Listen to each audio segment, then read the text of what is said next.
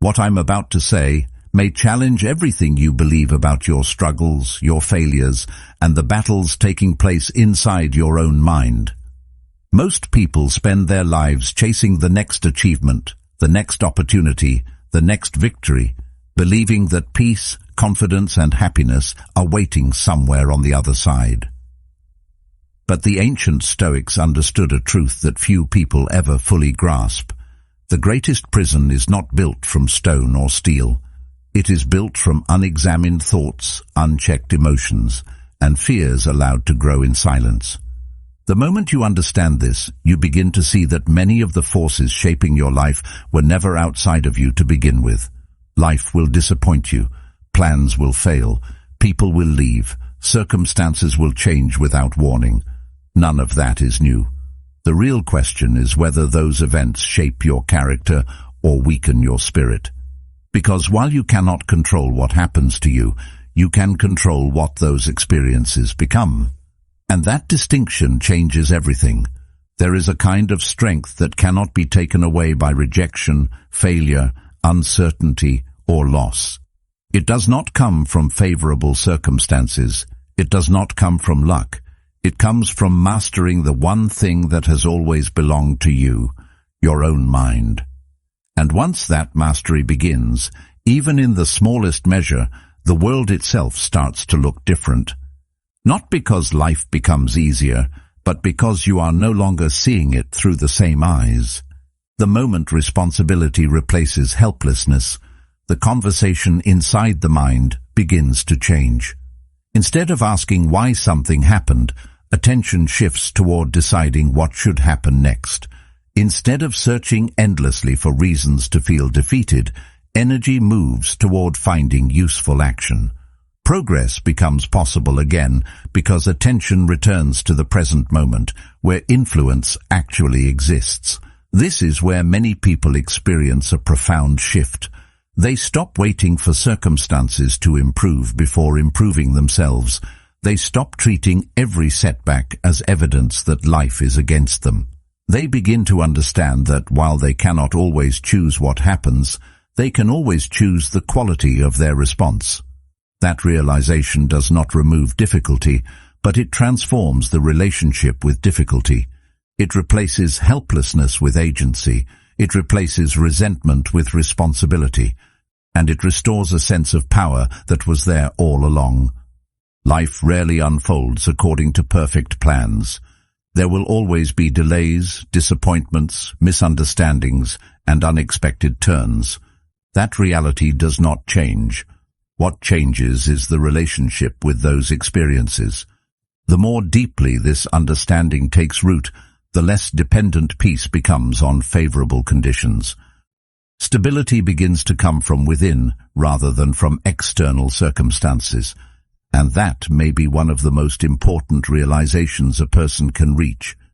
The quality of life is shaped not only by events, but by the meaning assigned to them. Change the interpretation, and the experience itself begins to change. Not because reality has become easier, but because the mind has become clearer. From clarity comes better judgment. From better judgment comes wiser action. And from wiser action comes a resilience that remains steady, even when life is not. If your response determines the direction of your life, then it becomes impossible to ignore a deeper question. What is shaping that response long before a challenge ever appears? Most people pay attention to their actions, but very few examine the influences quietly shaping those actions every single day. They notice the outcome, but overlook the source. They see the anxiety, the frustration, the lack of focus, yet rarely stop to consider what has been feeding those states for weeks, months, or even years. The mind does not suddenly become discouraged.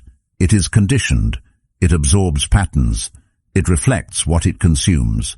Just as the body responds to the food it receives, the mind responds to the thoughts, images, conversations, and assumptions it is exposed to repeatedly. This process happens so gradually that it often goes unnoticed until its effects become impossible to ignore. Many people begin their day by surrendering their attention before they have even gathered their thoughts. The moment they wake up, they step into a stream of information that demands a reaction. News designed to provoke concern. Opinions designed to create division. Images designed to encourage comparison. Endless reminders of what others possess, what others have achieved, and what others appear to be becoming.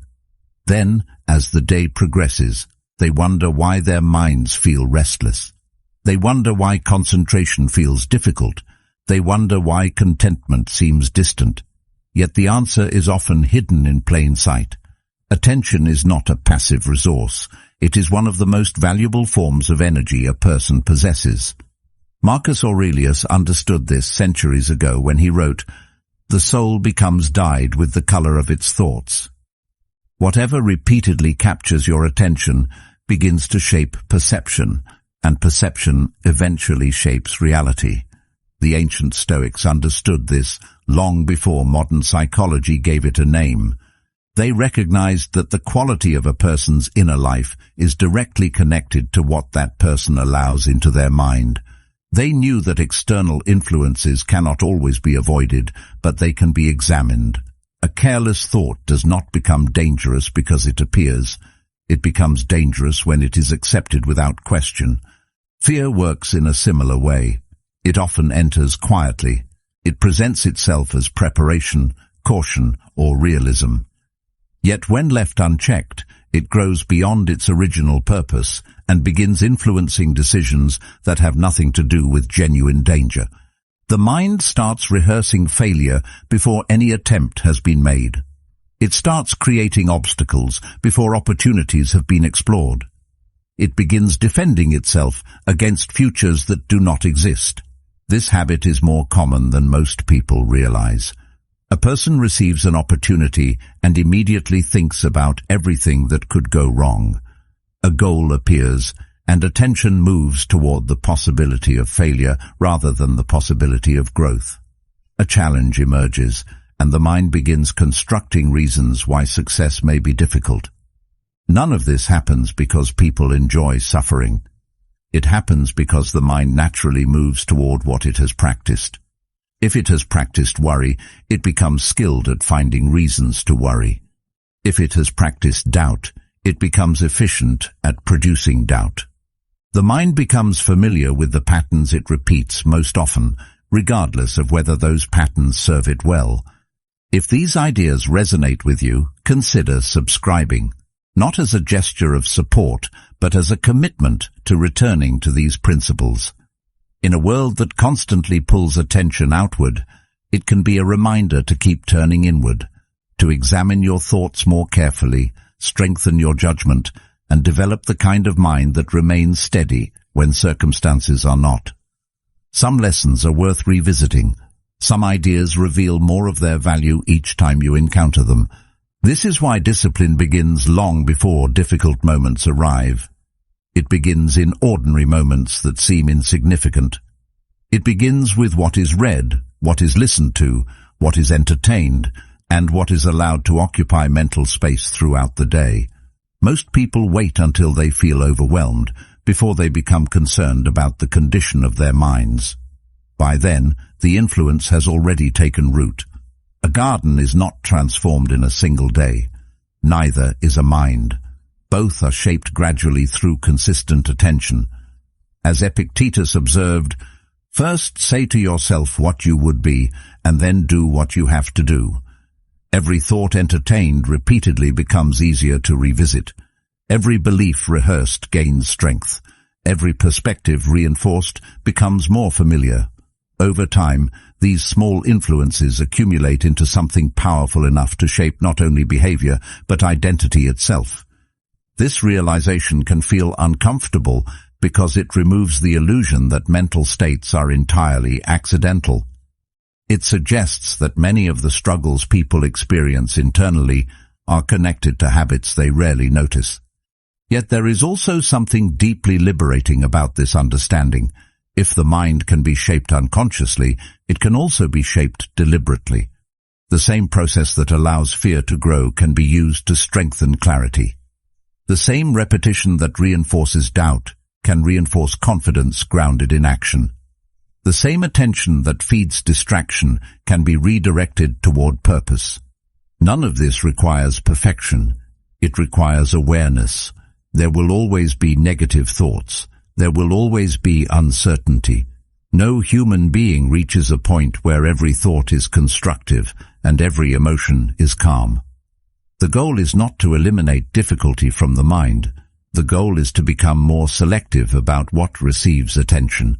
Attention is permission. Whatever receives it consistently becomes stronger. This simple truth explains why some people feel trapped by mental patterns they desperately want to escape. They continue feeding what they hope will disappear. Consider how often people revisit old disappointments. A mistake from years ago remains active in memory because it continues receiving attention. A criticism spoken once continues influencing self-perception because it is mentally repeated hundreds of times. The original event may have lasted only moments, but the mind extends its life through constant rehearsal. In this way, many people suffer more from their interpretations than from the events themselves. The experience ends, but the story continues. And as long as the story continues, the emotional influence remains alive. Learning to redirect attention is not a dramatic process. It is often quiet. It happens when a person notices an unhelpful thought and chooses not to follow it further. It happens when comparison appears and is replaced with gratitude for the present moment. It happens when fear begins predicting failure and attention returns to the actions that can actually be taken today. These decisions may seem small, but their effects accumulate. Every act of mental discipline strengthens the ability to choose rather than react.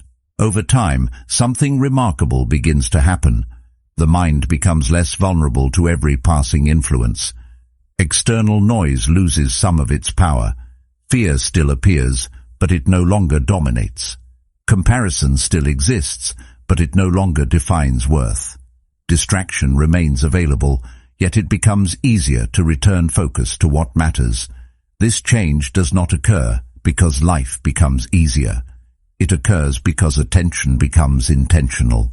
And once attention becomes intentional, the mind gradually stops being shaped by accident and starts being shaped by choice. Once a person begins paying attention to what enters the mind, another realization often follows. Awareness alone is not enough. Understanding a principle and living by it are two very different things. It is possible to read countless books on discipline, listen to endless discussions about resilience, and understand every lesson intellectually while still struggling when life becomes difficult. Information can illuminate a path, but it cannot walk that path for anyone. There is a distance between knowing and becoming, and that distance is crossed through repetition. The mind is not transformed by a single insight. It is transformed by what is practiced consistently.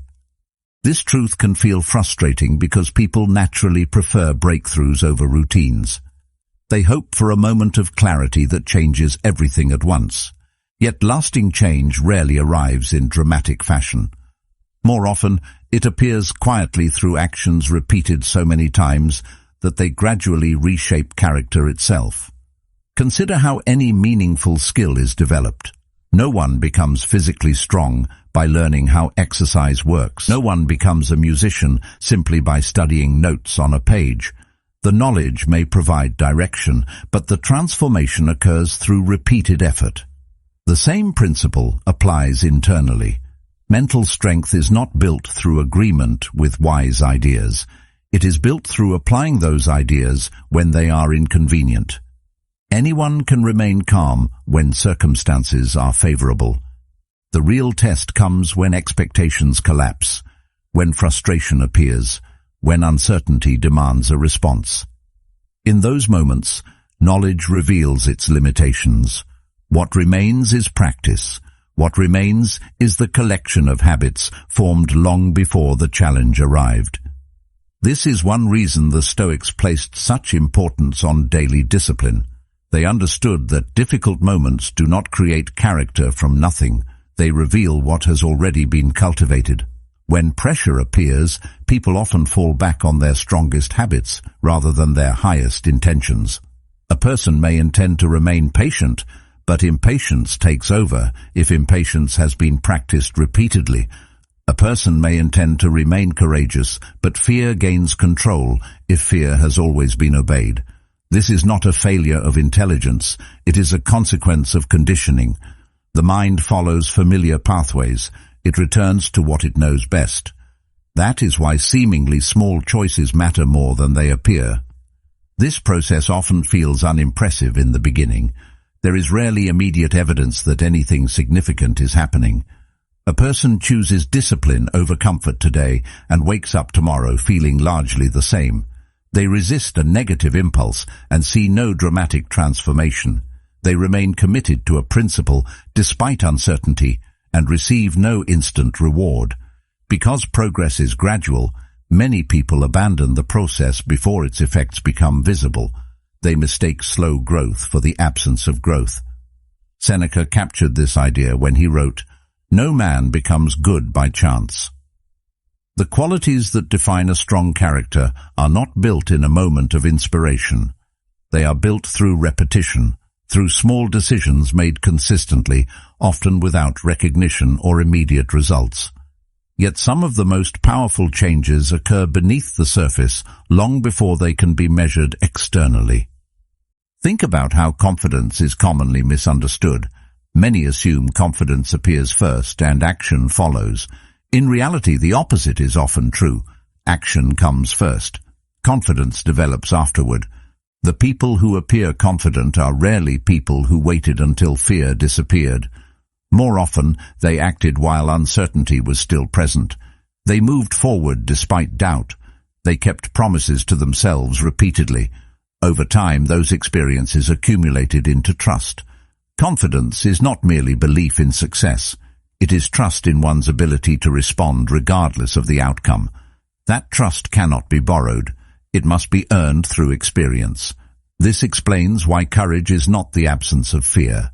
Courage is the decision to act without allowing fear to become the final authority. Fear will always offer reasons to avoid discomfort. It will always suggest postponing difficult conversations, delaying meaningful goals, or remaining within familiar limits. As Aristotle observed, we become brave by doing brave acts. Courage is not something that appears before action. It is strengthened through action. If every decision is based on comfort, growth eventually stops.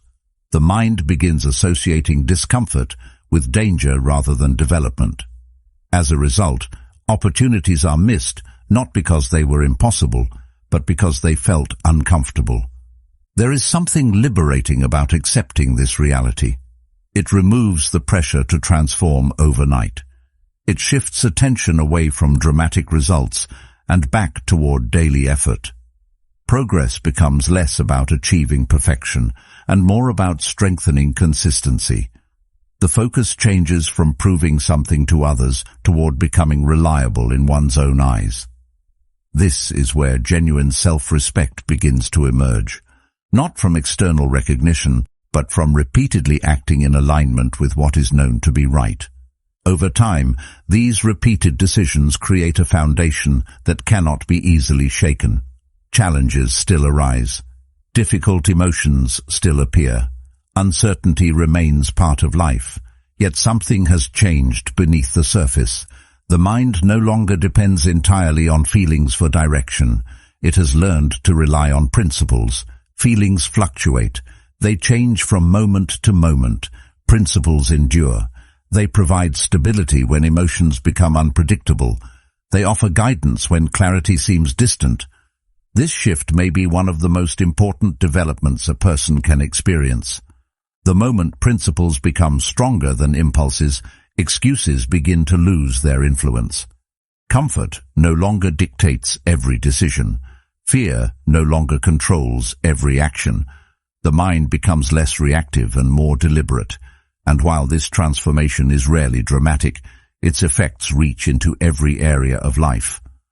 What begins as a series of small, disciplined choices eventually becomes something much greater. The quiet strength of a person who has learned that lasting change is not created by what is known, but by what is practiced consistently. Many people believe they are trying to become more positive when, in reality, they are trying to become more comfortable. At first glance, the difference may seem small, but it changes everything. Comfort seeks the absence of difficulty. It wants certainty, predictability, and relief from anything unpleasant. Genuine positivity is something entirely different. It does not depend on conditions being favorable. It does not wait for life to become easier before it appears. Instead, it develops the ability to remain steady even when circumstances refuse to cooperate. This distinction is important because countless people become discouraged in their pursuit of growth for one simple reason. They expect a positive mindset to remove discomfort. When discomfort inevitably arrives, they assume something has gone wrong. They assume they have failed. Yet discomfort was never the problem.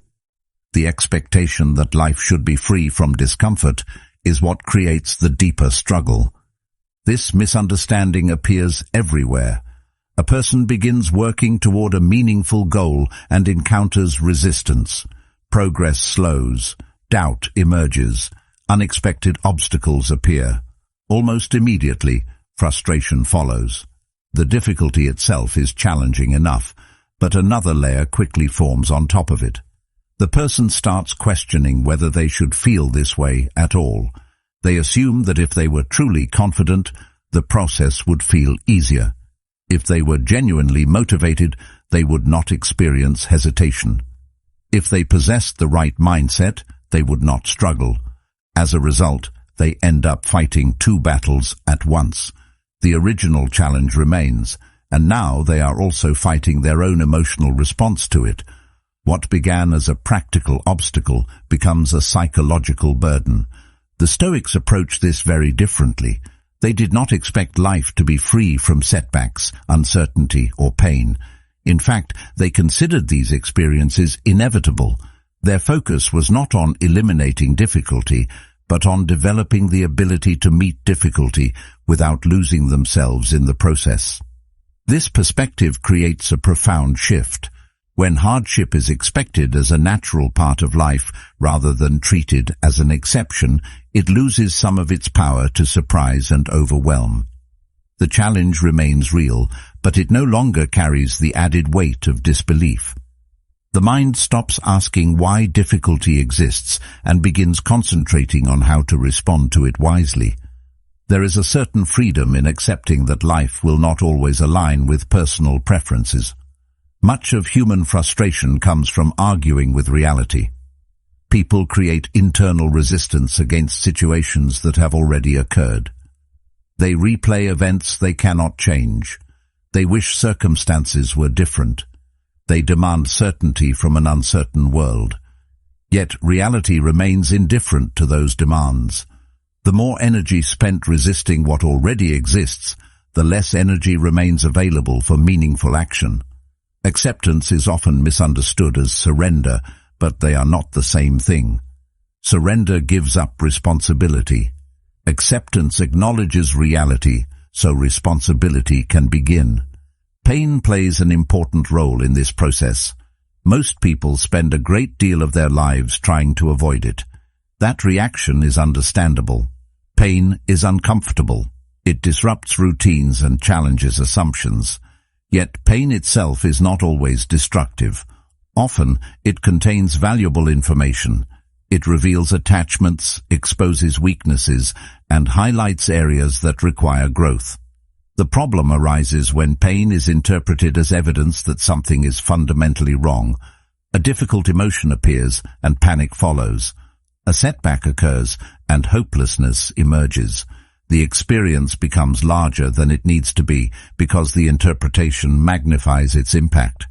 This is where perspective becomes so important. Two people can endure similar hardships and emerge with entirely different outcomes. One becomes consumed by resentment. The other develops wisdom. One becomes trapped in bitterness. The other gains clarity. The circumstances may look remarkably similar from the outside, yet the internal experience differs dramatically. Marcus Aurelius pointed to this truth when he wrote, "The impediment to action advances action. What stands in the way becomes the way." The difference often lies in the meaning assigned to the challenge. When adversity is viewed solely as an enemy, every difficulty feels like a personal attack. When adversity is viewed as a teacher, even painful experiences begin offering lessons that would otherwise remain hidden. None of this means that suffering should be celebrated or romanticized. Difficulty is difficult. Loss hurts. Disappointment hurts. Failure hurts. The Stoics never suggested pretending otherwise. Their strength came from refusing to exaggerate what was already painful. They allowed themselves to see situations clearly. They acknowledged reality without adding unnecessary fear, drama, or despair. This clarity created stability. Instead of becoming overwhelmed by imagined futures, they focused on the present moment and the actions available within it. That focus changes the entire experience of hardship. A person who is consumed by fear often becomes trapped in possibilities. They worry about outcomes that may never arrive. They rehearse scenarios that exist only in imagination. Their energy becomes divided between the present challenge and countless future concerns. Meanwhile, the person who remains grounded directs attention toward what can actually be done now. The problem may still exist, but it is approached with greater effectiveness because mental energy is no longer scattered across endless speculation. Eventually, adversity begins to look different, not because it has become less difficult, but because the person facing it has changed.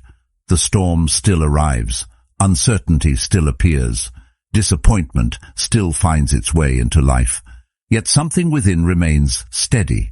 There is less panic, less resistance, and less dependence on circumstances for emotional stability. What once felt overwhelming becomes manageable. What once seemed unbearable becomes instructive. And in that transformation, a deeper form of positivity emerges. One that is not built on comfort, but on the quiet confidence that no challenge has the power to define the person who faces it. Some of the most important changes in a person's life begin in moments that feel deeply unfair. At the time, those moments rarely appear valuable. They feel disruptive. They interrupt plans, challenge expectations, and force confrontations with realities that would otherwise be easy to avoid. Yet when people look back years later, they often discover that the experiences they once wished had never happened became the very experience that changed them. Not because the events themselves were pleasant, but because they demanded something that comfort never required. They demanded adaptation. They demanded patience. They demanded strength that had not yet been developed. In many cases, they revealed abilities and qualities that remained hidden until circumstances made them necessary. This is one of the great paradoxes of growth. People naturally desire improvement, but they often resist the conditions that produce it. They want greater resilience without facing adversity. They want deeper wisdom without uncertainty. They want confidence without challenge. Yet life rarely works that way. The qualities people admire most in themselves and others are usually forged under pressure. Patience develops when waiting becomes unavoidable. Courage develops when fear is present. Discipline develops when comfort is available but intentionally set aside. These qualities are not abstract ideas. They are responses cultivated through experience. Without resistance, there is little reason for them to emerge. Comfort has its place. Rest is necessary. Stability is valuable, yet comfort alone rarely transforms anyone. When life becomes too predictable, growth often slows. People settle into routines that require little effort and demand little reflection. Days begin to resemble one another. Familiar patterns continue unchallenged. There is nothing inherently wrong with this, but it creates few opportunities for development. Growth usually begins when something interrupts that pattern. An unexpected setback arrives. A disappointment forces reassessment. A challenge exposes a weakness that can no longer be ignored.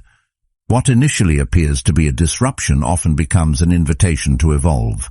This reflection is not always pleasant. Few people enjoy confronting their limitations. It can be uncomfortable to realize how much control fear has been exerting behind the scenes. It can be difficult to recognize patterns of avoidance, self-doubt, or dependence on external approval. Yet awareness is often the first step toward meaningful change. Weaknesses that remain hidden cannot be addressed. Areas that go unnoticed cannot be strengthened. Adversity brings these things into view. It highlights them clearly, sometimes painfully, but often necessarily. This does not mean suffering should be pursued for its own sake. There is no virtue in seeking unnecessary hardship. The lesson is not that pain is desirable. The lesson is that pain does not have to be feared. Many people spend enormous amounts of energy trying to avoid every form of discomfort. They structure their lives around minimizing uncertainty and eliminating challenge wherever possible. While this may provide temporary relief, it often creates a deeper problem. The less familiar a person becomes with difficulty, the more threatening difficulty appears when it inevitably arrives. Avoidance increases sensitivity. Exposure builds capacity. Consider how people respond to setbacks after years of avoiding challenge. Small obstacles feel overwhelming. Minor disappointments seem catastrophic. Every disruption creates disproportionate emotional turbulence because there has been little opportunity to practice resilience. On the other hand, those who have learned to face difficulties directly often develop a different relationship with adversity. They do not enjoy every challenge. They do not welcome every setback. Yet they understand that discomfort is survivable. They have experienced hardship before and discovered that they are capable of enduring more than they once believed. This realization changes the meaning of obstacles. Instead of viewing every challenge as evidence that something has gone wrong, a person begins viewing challenges as part of the process itself. The obstacle no longer signals failure. It becomes part of the training. The delay becomes an opportunity to develop patience. The rejection becomes an opportunity to strengthen self-belief, independent of external validation. The setback becomes an opportunity to improve judgment and adaptability. The circumstances may remain difficult, but their significance begins to shift. Meaning plays a powerful role in endurance. People can tolerate remarkable levels of hardship when they believe there is value within the experience. The challenge remains demanding, but it no longer feels empty. Every difficulty becomes connected to growth rather than merely associated with suffering. This shift does not remove pain, but it changes the relationship with pain. Instead of being viewed solely as an obstacle, it becomes a source of information. It reveals what still needs attention. It highlights areas that require strengthening. It teaches lessons that comfort often leaves untouched. Over time, something subtle begins to happen. The experiences that once seemed destructive lose some of their power. Not because they become easier, but because the person facing them becomes stronger. Confidence grows through evidence rather than wishful thinking. Resilience develops through repetition rather than theory. Character becomes grounded in experience rather than aspiration. What once felt impossible becomes manageable. What once seemed unbearable becomes familiar territory. The individual who emerges is not free from challenges, but they are no longer defined by them. Most people spend years placing their emotional well-being in the hands of things they cannot control.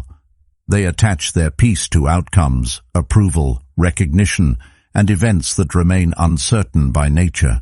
As long as those conditions remain favorable, everything seems manageable. Confidence feels strong.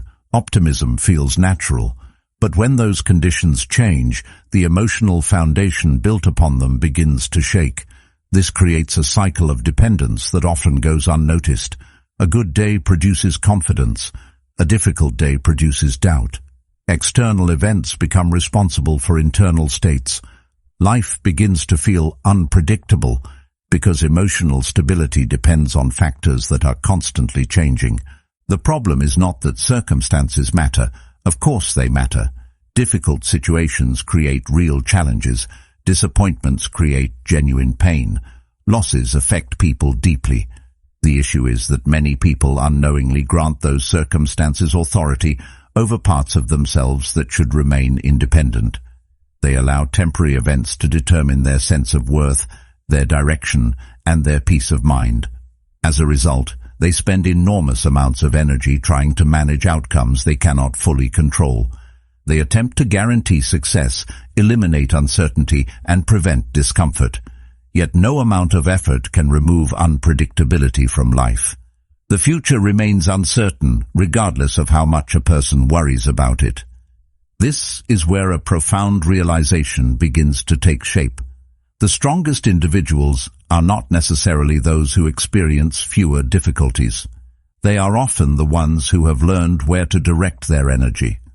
They understand that attention is limited, time is limited, emotional energy is limited. Because these resources are valuable, they become selective about where they invest them.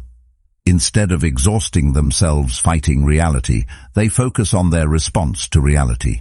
Instead of demanding certainty from the future, they focus on acting well in the present. This shift may seem subtle, but its effects are significant. It transforms frustration into clarity and helplessness into responsibility. This sense of agency changes how challenges are experienced. Consider how much mental energy is consumed by worrying about things that may never happen. People spend hours imagining conversations that do not occur, setbacks that never arrive, and failures that exist only in possibility. The mind becomes occupied with scenarios it cannot influence while neglecting the actions available in the present moment. Over time, this habit creates exhaustion because it asks the mind to solve problems that do not yet exist. The result is often anxiety disguised as preparation. The alternative is not indifference. It is engagement with reality as it actually exists. This means paying attention to what can be improved today rather than becoming consumed by what may happen tomorrow. It means directing effort toward actions rather than outcomes. A person cannot guarantee success, but they can guarantee effort. They cannot control every result, but they can control the quality of their preparation. They cannot eliminate uncertainty, but they can decide how they will meet it. These distinctions may appear simple, yet they create a powerful source of stability because they place attention where influence actually exists. As this way of thinking becomes more deeply integrated, confidence begins to change as well. Many people view confidence as an emotion. They assume it is something they either possess or lack depending on circumstances. Yet the most durable form of confidence is not based on feelings at all. It is based on trust. Specifically, trust in one's ability to respond effectively regardless of what happens. This kind of confidence does not require guarantees. It does not depend on everything going according to plan. It develops through repeated experiences of facing uncertainty and discovering that it can be handled. That is why truly confident people often appear calm rather than certain. They understand that certainty is rarely available. Life is too complex and unpredictable for absolute guarantees. What they possess instead is faith in their ability to adapt. They trust their judgment. They trust their discipline. They trust the habits they have cultivated through consistent effort. This trust allows them to move forward even when outcomes remain unclear. Eventually, confidence stops feeling like something that appears and disappears with changing circumstances. It becomes part of identity, not because a person believes they will always succeed, but because they know they can remain grounded regardless of success or failure. Their sense of self is no longer dependent on constant validation from the outside world. It rests on something more stable. It rests on character, discipline, and the ability to remain aligned with personal values even when conditions become difficult.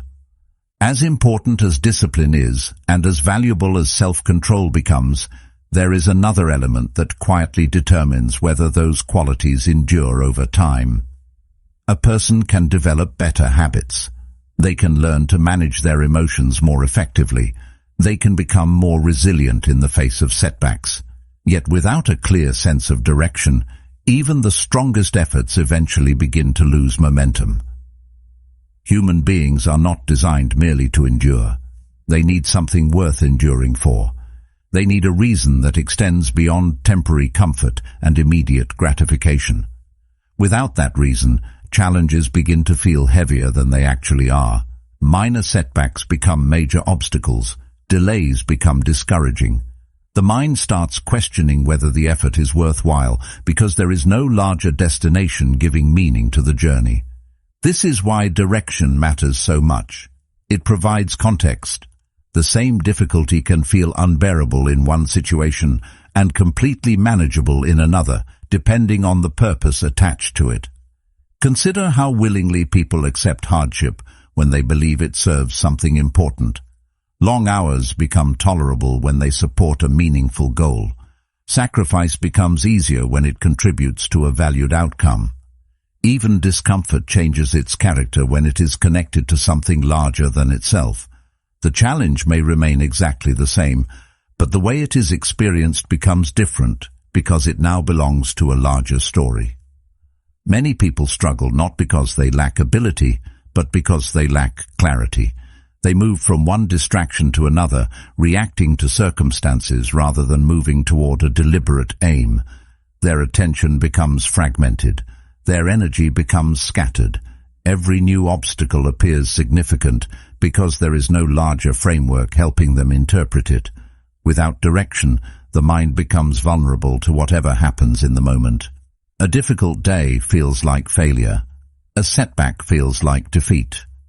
Temporary emotions begin influencing long responsibilities. He often returned to the idea that peace could be found within, not in circumstances, not in approval, not in external achievements, within. He recognized that life is constantly changing. People enter your life and leave it. Relationships evolve. Opportunities appear and disappear. Public opinion shifts. What feels permanent today may look completely different a year from now. The one thing that remains throughout all of those changes is the person you become. That understanding creates a very different perspective on loss. Instead of measuring life by what leaves, you begin measuring it by what remains. Character remains, wisdom remains, discipline remains, the lessons gained through experience remain. Everything else is temporary. As this perspective develops, the need to hold on to people at all costs begins to weaken. You stop viewing every departure as a disaster. You stop interpreting every ending as evidence of failure. Instead, you begin seeing relationships more clearly. Some people are meant to stay for a season. Some are meant to stay much longer. Some serve a purpose for a specific chapter of life and then move on. Resisting this reality often creates unnecessary suffering.